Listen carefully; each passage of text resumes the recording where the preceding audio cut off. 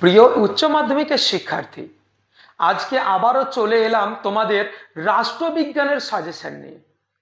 তার আগে আমি তোমাদের ছোট্ট করে বলি, একদম আগামী 12 তারিখ থেকেই তোমাদের একদম উচ্চ মাধ্যমিক পরীক্ষা। আর বিগত কয়েকটা দিনে তোমরা কি কি পড়লে? একদিকে রায়ান মার্টিন, একদিকে এবিটিএ টেস্ট পেপার এবং রিসেন্টলি মডেল কোশ্চেন। এই বিভিন্ন রকমের তোমার কোশ্চেন ব্যাংকগুলো থেকে কোন কোশ্চেনগুলো বেশি ইম্পর্টেন্ট, সেই নিয়ে কিন্তু আমি আজকে শেয়ার করব রাষ্ট্রবিজ্ঞান নিয়ে। দেখো, রাষ্ট্রবিজ্ঞানের 6 মার্কস নিয়ে কিন্তু অলরেডি আমি সাজেশন আপলোড করে দিয়েছি এই চ্যানেলে। তোমরা প্লেলিস্টে গিয়ে কিন্তু প্রয়োজন হলে দেখে নিতে পারো। আজকে আমি রাষ্ট্রবিজ্ঞানের 4 মার্কের সাজেশন তোমাদের সামনে শেয়ার করব। দেখো, অলরেডি আমি অনেকটাই তোমাদের জন্য যতটা পেরেছি আমি করেছি। শেষ একটা সাজেশন রাষ্ট্রবিজ্ঞানের ওপরে, তোমরা দেখে নাও। রাষ্ট্রবিজ্ঞানের উপরে প্রথমেই তোমাদের জানতে হবে কি তোমাদের টপিক আছে রাষ্ট্রবিজ্ঞানের 6খানা। এই 6খানা টপিকের মধ্যে এই 1 নাম্বার টপিক থেকে 6 নাম্বারের একটা বড় কোশ্চেন থাকবে, আর 3 নাম্বার থেকে একটা বড় কোশ্চেন থাকবে, আর 4 নাম্বার থেকে একটা বড় কোশ্চেন থাকবে। তার মানে 6 নাম্বারের প্রশ্ন থাকবে তিনটে, 3 6 18। আমি বললাম 1 3 4। আর এই যে 2 নাম্বারের যে টপিকটা আছে, 2 নাম্বারের এখান থেকে 4 নাম্বারের একটা, তারপরে 5 নাম্বার থেকে 4 নাম্বারের একটা, আর 6 নাম্বার থেকে 4 নাম্বারের একটা। তার মানে এই তিনটে অধ্যায় থেকে থাকছে তোমার তিনটে, নিয়ে কত হয়ে যাচ্ছে? 12 নাম্বার। তাহলে এই 6 নাম্বারের সাজেশনগুলো অলরেডি আমি কিন্তু আগেই দিয়ে দিয়েছি, প্লেলিস্টে গিয়ে দেখে নেবে। আমি আজকে দ্বিতীয় অধ্যায়, পঞ্চম অধ্যায় এবং ষষ্ঠ অধ্যায় থেকে 4 মার্কসের কোশ্চেনগুলো, মানে কোনগুলো বেশি ইম্পর্টেন্ট, আমি রায়ান মার্টিন, এবিটিএ এবং মডেল কোশ্চেন যাচাই করার পর, রিসার্চ করার পর, আমি আমার অভিজ্ঞতা থেকে বলছি তোমাদের। আজকে আমি যে সাজেশনগুলো তোমাদেরকে দেব, একদম এগুলো পড়লেই তোমরা হিউজ পরিমাণে একটা রেজাল্ট নিয়ে উচ্চ মাধ্যমিক কিন্তু পাস করতে পারবে। তাহলে তোমাদের বড় কোশ্চেন কত হচ্ছে আমি বললাম, 6 নাম্বারের থাকছে তিনটে, তাহলে 3 6 18। আর 4 নাম্বারেরও থাকছে তিনটে, 3 4 12। আর তোমার 2 নাম্বারের থাকছে 5টা, 5 দুগুণে 10। তাহলে টোটাল হয়ে যাচ্ছে তোমার 0, এদিকে 3 4 40 নাম্বার টোটাল তোমার থাকছে। আমি আজকে কিন্তু 4 মার্কসের সাজেশন দেবো, 8 মার্কসের দিয়ে দিয়েছি, 2 মার্কসের তোমরা করে নেবে মডেল কোশ্চেন থেকে।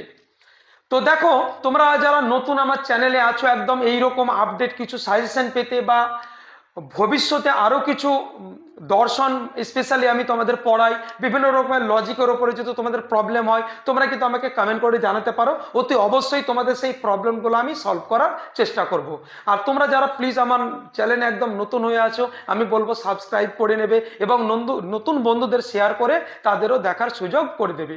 তো চলো, বিশেষ দেরি না করে সেই 4 মার্কের রাষ্ট্রবিজ্ঞানের গুরুত্বপূর্ণ 2026 সালের জন্য যেগুলো মোস্ট ইম্পর্টেন্ট, সেই সাজেশনগুলো নিয়ে আমি আলোচনা করি। তাহলে দেখে নাও সাজেশন পলিটিক্যাল সায়েন্স 2026। 4 মার্কসের একদম দ্বিতীয় অধ্যায় থেকে আমি তোমাদের বললাম আসবে। দ্বিতীয় অধ্যায়টার নাম হলো প্রধান আঞ্চলিক সংগঠন সমূহ। প্রথম কোশ্চেনটা সব থেকে বেশি ইম্পর্টেন্ট হবে, আর এই কোশ্চেনগুলো একদম ঘুরে ঘুরে আসবে। তুমি জাস্ট ওই টপিকের ওপরে ধারণা বা কনসেপ্ট অর্জন করবে, যেভাবে আসুক না কেন তুমি একদম বানিয়ে লিখবে। তোমার কাছে যেমন সিলেবাসটা নতুন, এক্সামিনার যে দেখবে, যিনি দেখবেন তার কাছেও কিন্তু সিলেবাসটা একদম নতুন। তো সেই প্রথম প্রশ্নটা কি লেখা আছে 4 নম্বরে? সার্কের একটি সফল আঞ্চলিক সংস্থা, সার্ক একটি সফল আঞ্চলিক সংস্থা মূল্যায়ন করো।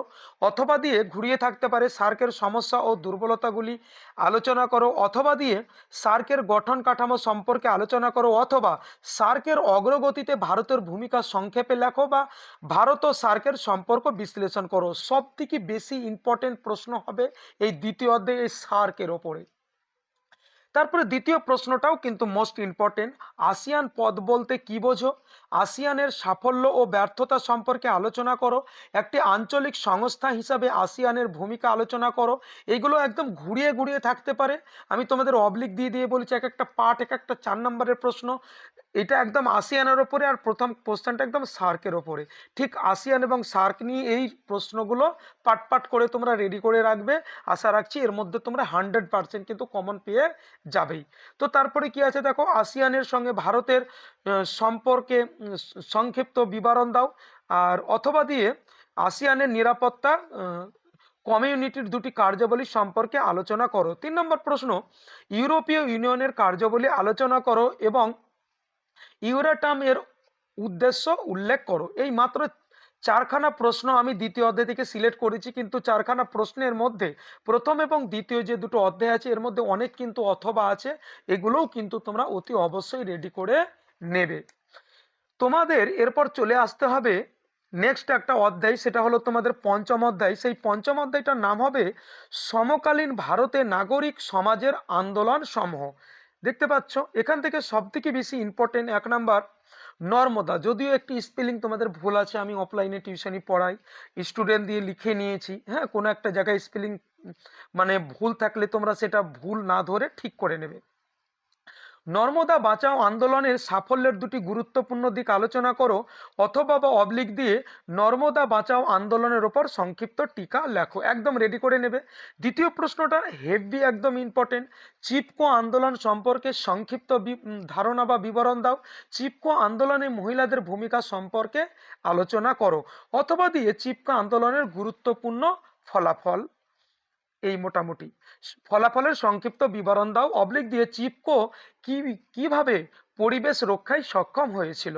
চিপকোর ওপরে মোটামুটি অবলিক দিয়ে যে কোনো পাঠগুলো অতি অবশ্যই রেডি করে রাখবে।